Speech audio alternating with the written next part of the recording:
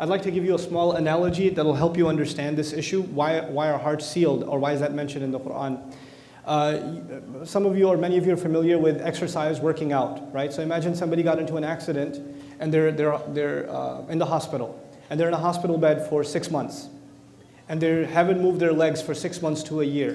When they get up, are they able to use their legs? No, probably they tip over. Like that. If our muscles, if they're not worked, if they're not exercised, they start losing their ability to function. Like if you keep your eyes closed for 5 years, you're probably going to open them blind. You understand?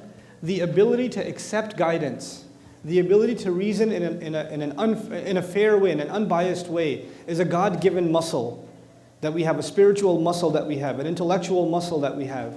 And people at the time of the Prophet ﷺ were invited to exercise that muscle. And they refused to. They refused to exercise the ability to take in and seriously consider truth when it came to them.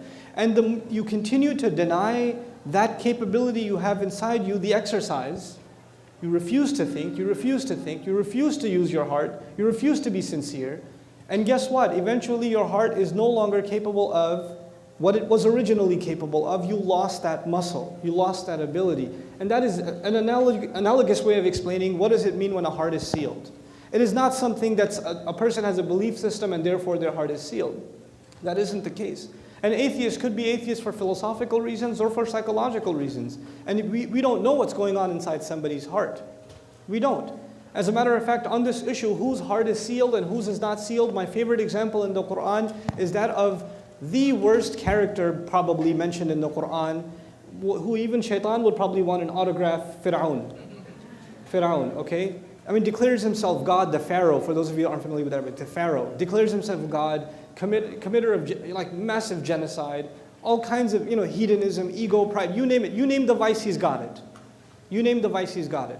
And yet, when Moses is sent to him, alayhi salam, to speak to him, he's supposed to not judge what's in his heart, and he's told, "قُلْ هَلْ لَكَ إِلَىٰ أَن تَزَكَّى." Is there anything left in you? You might want to cleanse yourself. Maybe you want to become a good person now.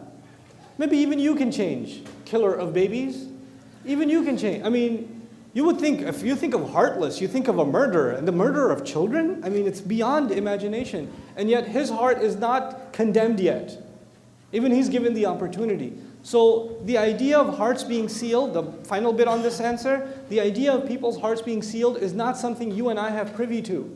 We do not have access to know whose heart is sealed and whose isn't. And thank God for that.